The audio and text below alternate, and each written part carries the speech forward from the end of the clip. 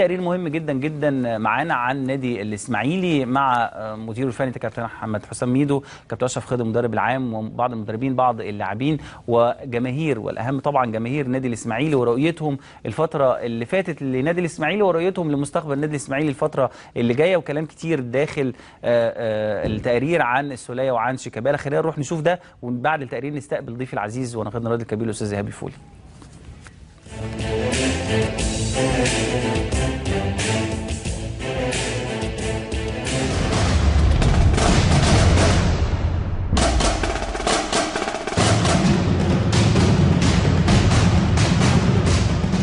أنا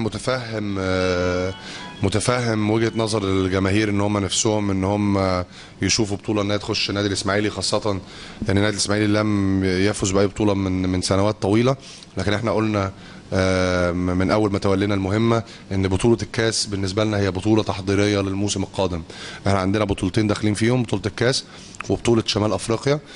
احنا بنعتبرهم ان هم بيحضرونا للموسم الجديد. عمرو السولية كان لعيب بالنسبه لنا في موقف خطر جدا، وده درس لازم يتعلمه النادي الاسماعيلي، ان انت ما تسيبش ابدا لعيب ان هو يوصل لغايه اخر سنه في عقده، خاصه لما يكون لعيب مميز زي عمرو السولية. ده حطينا في موقف صعب.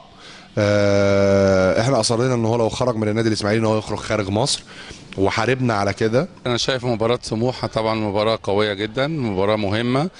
فريق سموحة فريق محترم برضو، عامل انتدابات كتير وجايب لعيبة كويسة جدا جدا، معاهم مدير فني محترم، عندهم دوافع. الكاس دي بطولة، انت عارف يا ابو حميد، بطولة سهلة شوية، يعني بتتكلم في 3-4 ماتشات تاخد بطولة، يعني فبتبقى الطموح يعني عند كل الناس يعني وكده. فماتش صعب جدا، واحنا مقدرين ومحترمين فرقة سموحة. بالنسبة لاستعدادنا لماتش سموحة، جهاز فني طبعا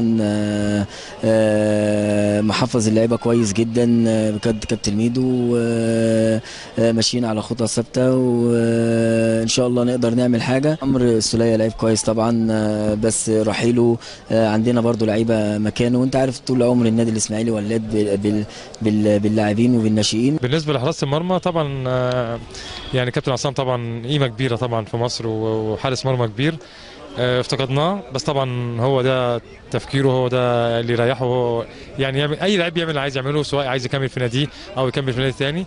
الحمد لله دلوقتي معايا محمد عواد ومحمد مجدي وايمن ومعايا محمود، وان شاء الله في كلام كده عن حارس مرمى برضو يعني دولي، محمد صبحي ان شاء الله. عندنا ماتش في الكاس بعد 3 ايام، ونفس الوقت نفس توقيت موضوع القايمه اللي هي نزلت 25 دي عملت لنا ازمه كبيره، لكن الحمد لله يعني استقرينا خلاص على القايمه. مين طبعا للاسف عندنا في 6 لعيبه هيبقى في مشكله فيهم، فاحنا لحد دلوقتي بنحاول ان احنا نسوقهم، يعني يطلعوا اعراض او كده. عمرو السولية النهارده وصل الامارات، والحمد لله ماضينا العقود واصبح خلاص لاعب في نادي الشعب الاماراتي. وبالنسبه لموضوع شيكابالا احنا النهارده كنا تفاوضنا الفتره اللي فاتت شفوي وكده، وصلنا الارقام ووصلنا الاخبار كويسه. يعني من الفتره اللي فاتت كابتن ميدو عمال يحفز فينا في حاجات كتير، ماتشات وديه شغالين بشكل كويس قوي الفتره اللي فاتت.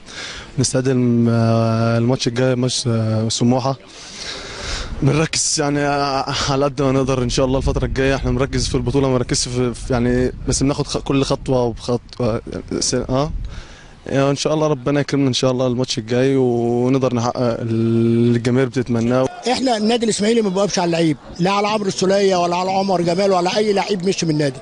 النادي الاهلي ما عرفش البطولات الا بعد ما اخذ نص لعيبه الاسماعيلي، ودليل قاطع ان مصطفى يونس امبارح قال ان النادي الاسماعيلي المفروض النادي الاهلي يلبس نص اصفر ونص احمر.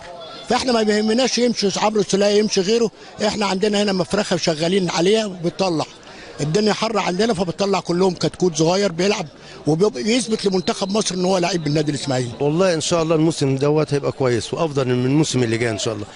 الصفقات الجديده اللي جت ديت غالبيتها كويسه، لكن الملعب هو الفيصل. احنا هنحكم على اللعيبه ديت لما نشوفها في الملعب.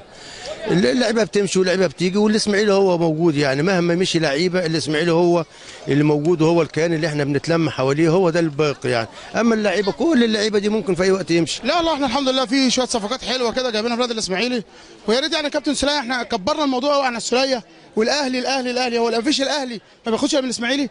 ما عنده الزمالك وعنده المحله وعنده كل حاجه ياخد، اشمعنى الاسماعيلي؟ ان شاء الله الصفقات الجديده اللي جت الاسماعيلي صفقات كويسه، وان شاء الله تكون تبقى اضافه للفرقه ويقدروا يعملوا حاجه مع الاسماعيلي وان شاء الله ماتش سموحه هنقدر نعمل حاجه، وان شاء الله هنوصل وهناخد ويعني ننافس على الكاس ان شاء الله. هو بالنسبه لعمرو السوليه ورحيله عن النادي الاسماعيلي، هو طلوعه للشعب الاماراتي الا ما هو كوبري محلل للنادي الاهلي علشان ياخد اللاعب، وبعيد عن التعصب الجماهيري ما بين الجمهورين الاسماعيلي والاهلي، فهو بيطلع عن طريق نادي تاني علشان ما يقولش ان الاسماعيلي بياخد اللعيبه مباشر من النادي الاسماعيلي. احمد فتحي ومع احمد حسن. الصفقات باذن الله تبقى صفقات خير على النادي والكلام دوت، واي لعيب عايز يمشي يمشي، النادي هو اللي بيعمل اي حد، والكلام ده معروف لكل الناس يعني عامه. مباراه سموحه ان شاء الله خير، الفريق اللي موجود ده متفائلين بيه شويه، ميدو عمل روح للفريق، جمهور مبسوط، في لعيبه كتير اسمائها كويسه، لو شاركت في مباراه سموحه هتعمل معانا فرق كبير قوي، وان شاء الله نعدي مباراه سموحه، وباذن الله